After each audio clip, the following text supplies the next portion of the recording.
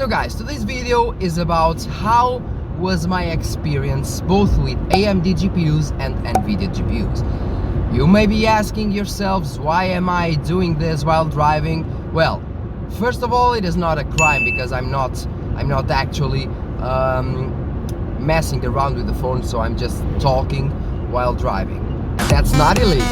What I mean is that most people mostly will be watching this video and they will say something like, "Hey man, you're just not being professional enough. Why are you doing this while driving? That's not professional." This is a YouTube channel, okay? And also it is my YouTube channel, okay? So why not do a bit of entertainment and why not do different things? I don't need to be 100% professional. I need to be true to my viewers, but that's another story. Being professional and being true, it's different. It's different. I am true to my viewers, but I do not like to 100% of the time be professional. But well, you get what I mean. So I've used some older NVIDIA GPUs, for example, like the GTX 1660. I think I used the GTX 960 also.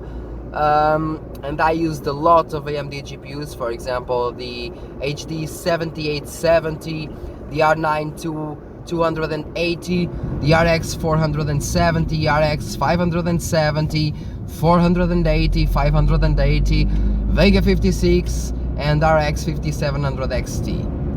These are the ones I remember. Even an HD 500, 4000, 5450, yes, something like that. But well, what I mean is that nowadays my experience with both brands, because I recently bought a GTX 1660 Super to do some tests for the channel. As you can see, for example, on this video that I'm showing now on the screen, of 25 games tested with the GTX 1660 Super. And well, my experience is fine with both brands. What I know though is that it kind of depends on the GPU you have, and mostly mostly the kind of GPU you have. For example, RX 5000 series have been having way more problems than any other kind of GPUs, at least for now. But we can say properly that NVIDIA didn't have problems also because they had indeed problems, for example, with the first RTX cards that were dying out of nothing. For example, they were dying because of the VRAM problems, I think. Micron dies and etc. were dying out of nothing. They had the famous Space Invaders thing, and the cards would just simply die. So having kind of a problem once upon a time with the RX 5700 XT, for example, is not that bad, and I think that it's not a real big deal. Most problems are user related problems, and my experience with both brands is that both brands are perfectly fine. My RX 5700 XT is working fine. My GTX 1660 Super was also working fine. And I mean, it kind of depends in what you want. But for example, in terms of software, NVIDIA does pull ahead a bit. Not because of drivers themselves, I mean, but because of the support they give you with features, okay? I do not like how they use the monopoly thing to subdue other companies, but I must say that they are better in some points. For example, the shadow play, the feature that you use to record, their codec is a bit better, nothing astonishing, but a bit better than the codec used by AMD, which is the H265, yes, the HEVC. But overall, the difference is not so big, but it is a bit better indeed. And there is one more thing that I like is, for example, when you record with shadow play, it will create automatically a folder with the game's name. So for example, if you record Shadow of the Tomb Raider, the software will create a folder called Shadow of the Tomb Raider just for your recordings of Shadow of the Tomb Raider. See! Another thing that may be a deal breaker for some, for example, in my opinion only, is the shadow play recording the highlights in some games. For example, if you are playing CSGO, PUBG, Fortnite, shadow play will automatically record the highlights, meaning that you do not need to be there to click record if someone happens. It will record the highlights automatically due to algorithm, I think.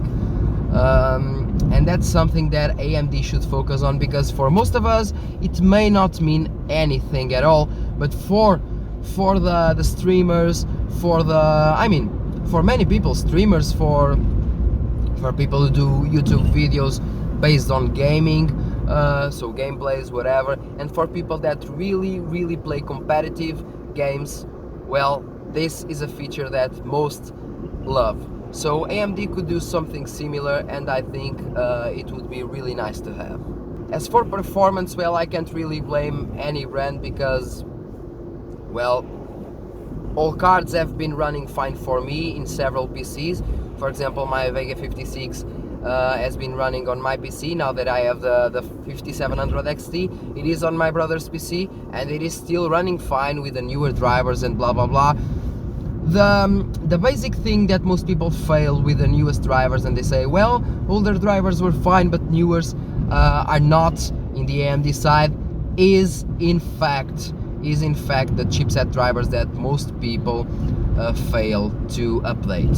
And it is really important, if you have up-to-date software on the GPU side, you need to have up-to-date software in the motherboard side chipset, okay? And well, once again, my experience was pretty fine with both brands.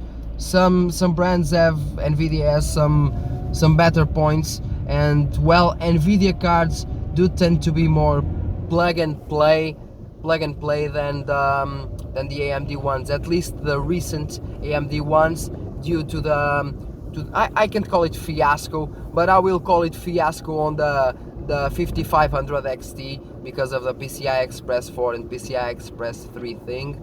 But apart from that, I can't really call it a fiasco, but it is a fact that NVIDIA is just plug in and play most of the times. They also have hardware problems, they also have software problems where people need, in fact, to roll to the previous drivers, and they do have a lot of problems like any other brands.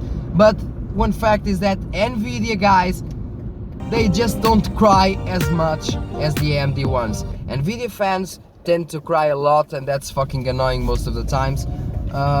Instead of searching for help, they tend to cry a lot, and that makes me nervous most of the times, because they should look to solve those issues, or if they are crying so much, just buy another brand, man. Just simply do that, because AMD will feel it, and they will see, okay, people are not buying these cards. What is the problem? So just, if the card really has much problems, many problems, don't buy it, send it back and buy one from NVIDIA, or then just stop crying and try to fix the issue, okay? And well, guys, once again, overall, both brands are okay. NVIDIA has a bit more features, but in the other hand, it is also more expensive. So it is a trade, and you must choose what you want. So for example, in terms of performance wise, you have the RX 5700 XT, which is around $100 less than the 2070 Super, while the performance is more or less the same. But well, you have kind of more features. You have that highlight thing for professional players, and you have many other things, as for example, people are having issues with some 5700 XT cards. Most issues can be solved, and other issues, well, you just need to send the card back because it's sadly hardware problem. And well, guys, that's it for today. Sorry if I kept being repetitive, but I did the best I can, and this is more like a chill video. for the viewers to intervene. Also leave your comment on the comment section and tell me what you think about this video and what is your opinion on AMD and NVIDIA cards. And well, like I said, it is more of a chill video for us to see and talk about a bit. So thanks a lot for watching and see you in the next one. That will be a really interesting video. If all goes well, I will be releasing this video Saturday, like Saturday noon, maybe. Yes, it will be a really interesting video. I can tell you what it is about. Not about new GPUs, but about a topic that most people want to see, and I think it is interesting to know what I can say without spoiling it. Well, it will be interesting. So guys, see you in the next video.